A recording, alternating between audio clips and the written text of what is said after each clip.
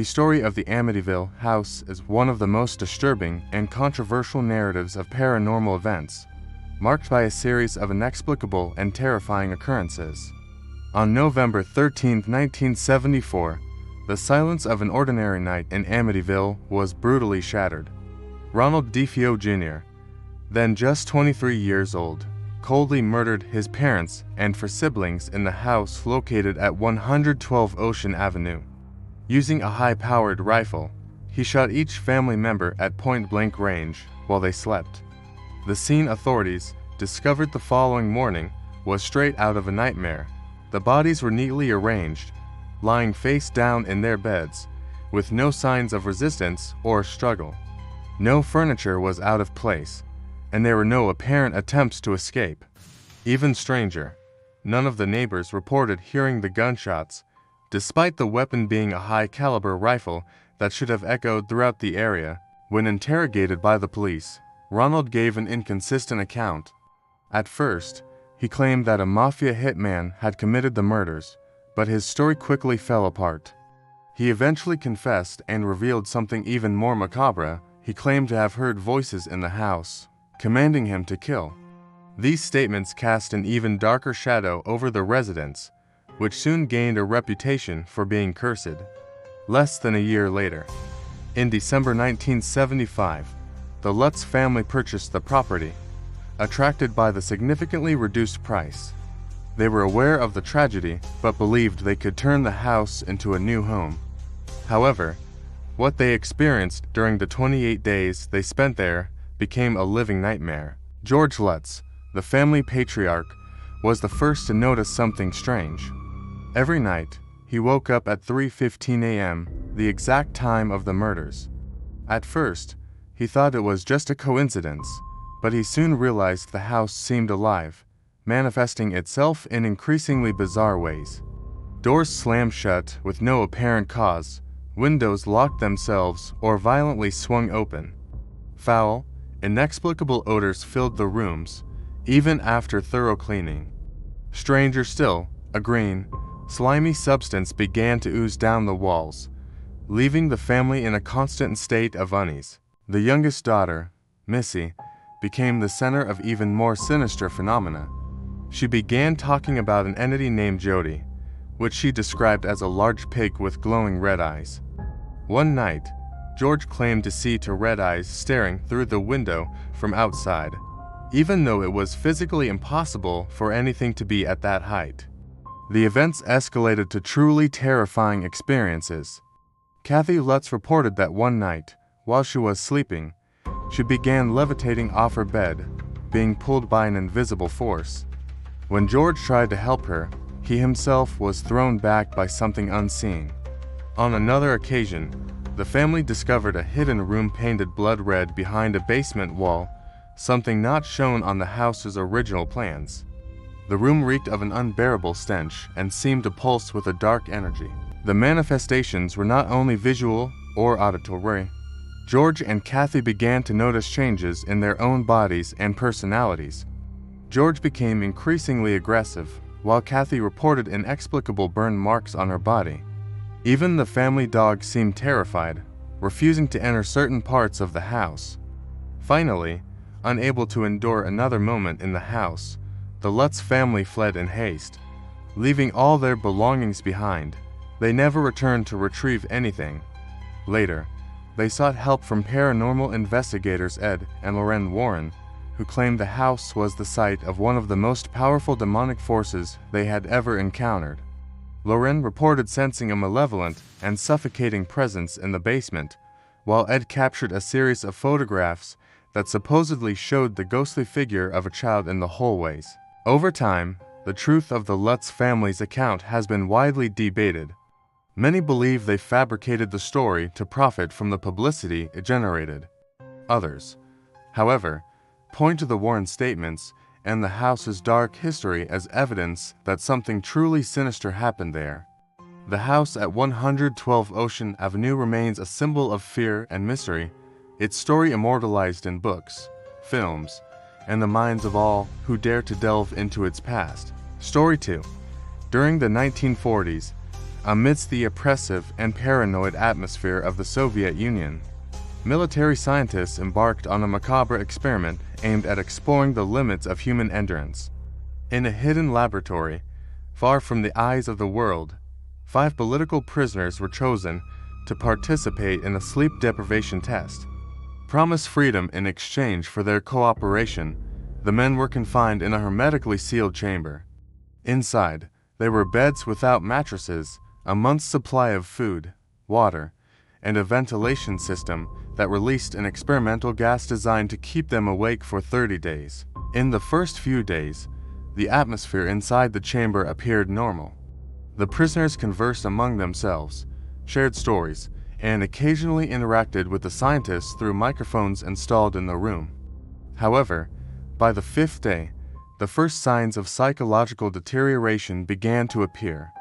The conversations grew more tense, revolving around dark and morbid themes. The prisoners' behavior changed drastically. Laughter was replaced by whispers, and a growing paranoia seemed to consume the group. They began to distrust one another, accusing each other of imagined conspiracies. Around the 9th day, the screaming began. One of the prisoners, apparently driven mad, ran in circles inside the chamber, screaming so loudly and for so long that he tore his vocal cords. The sound was so disturbing that even the scientists, protected by walls and cameras, felt unnerved. What was even stranger was the reaction of the other men: absolute silence. They neither tried to calm their companion nor showed any concern. They simply sat, whispering incoherent words to themselves, as if in a trance. As the days dragged on, the prisoners' behavior grew increasingly grotesque. By the 2-week mark, the chamber had fallen silent. Alarmed and intrigued, the scientists decided to halt the gas to observe the prisoner's state. When they opened the chamber, what they found was a vision of pure nightmare. One prisoner was dead, with large portions of his flesh torn from his body. The other 4 were severely mutilated, with chunks of flesh removed and piled on the floor.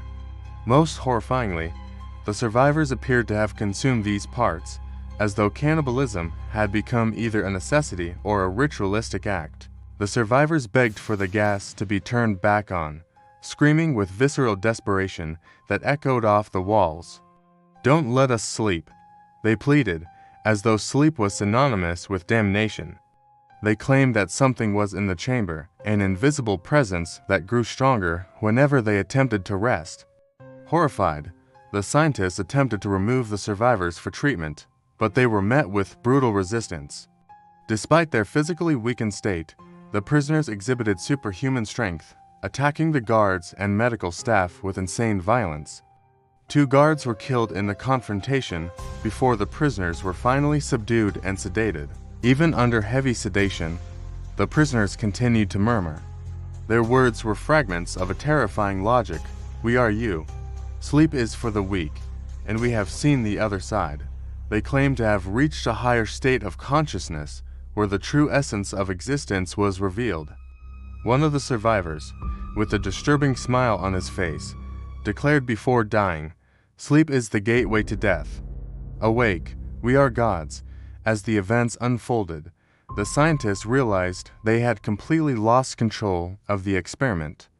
The project commander ordered all records to be destroyed, but rumors leaked to the public. Some claimed the remaining participants were transferred to even more horrifying experiments. Others suggest the experimental gas contained substances of supernatural, perhaps even demonic, origin. To this day, the Russian sleep experiment remains shrouded in mystery and speculation. The details remain buried in classified documents, but the story continues to haunt those who dare to explore it, a grim reminder of the dangers of pushing the boundaries of science and humanity. What truly happened inside that chamber remains one of the most disturbing secrets of modern history. Story 3. During the harsh winter of 1922, on an isolated farm in the Bavarian region of Germany, one of the most mysterious and macabre crimes in history took place: the Hinterkaifeck massacre. This chilling tale begins days before the tragedy, when the family patriarch, Andreas Gruber, began noticing strange and unsettling events on the property. One cold morning, he discovered footprints in the snow leading from the forest to the house, yet none indicated a return. Intrigued and suspicious, Andreas inspected the farm but found no one. The unease grew when noises were heard in the attic during the night. Andreas went up to investigate, but the space was empty. Despite the sense that something was wrong, he did not seek help, believing he could handle the situation on his own. A few days later, a house key mysteriously disappeared, and a newspaper was found inside the home, one that no one in the family had purchased. These incidents cast a shadow of fear over the family, but life on the farm carried on. On the fateful night of March 31st, 1922, the horror finally unfolded. Each family member was lured, one by one, to the barn. There, they were brutally murdered with a mattock. Andreas and his wife, Gisela, were the first to be killed. Then, their daughter Victoria and two grandchildren, Gisela 7 years old and Joseph just 2 years old, met the same fate. Even the recently hired maid, Maria Baumgartner, was found dead in her room. The brutality of the attacks was so extreme that the bodies were nearly unrecognizable. The eldest daughter, Victoria, showed signs of a struggle, with injuries indicating she had fought desperately to defend herself. Little Gisela also seemed to have fought for her life. Strands of torn hair were found clutched in her hands, suggesting an act of desperation before succumbing. Baby Joseph, in one of the most heinous acts, was killed in his crib. The most chilling aspect is what happened at the crime. For days, the killer remained on the farm. Neighbors reported seeing smoke rising from the chimney and hearing the animals being fed. The cows were milked, the pigs were fed, and even the family's supplies were used. The murderer's apparent calm while living among the corpses left investigators baffled. When the bodies were finally discovered days later, the scene was one of pure terror. All were found piled in the barn, covered with straw. The house showed no signs of forced entry, and the family's savings remained untouched, ruling out robbery as a motive. The police questioned dozens of suspects, from neighbors to Victoria's ex-husband, but no one was charged. Dark rumors emerged, including allegations that Andreas had an incestuous relationship with Victoria and that Joseph, the baby, might have been the result of this relationship. Despite these suspicions, nothing was ever proven. The lack of answers fueled theories over the decades. Some believe the killer was someone close to the family, someone who knew their routines and habits. Others suggest the crime was committed by a stranger who found refuge on the farm and was overcome by homicidal madness. Still, others theorize the murderer was a psychopath who simply vanished, taking the secrets of their motivations with them. The Hinterkaifeck case remains unsolved to this day.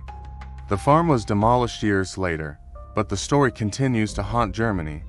The combination of isolation, brutality, and the mystery surrounding the killer makes this tragedy one of the most chilling and enigmatic tales in criminal history.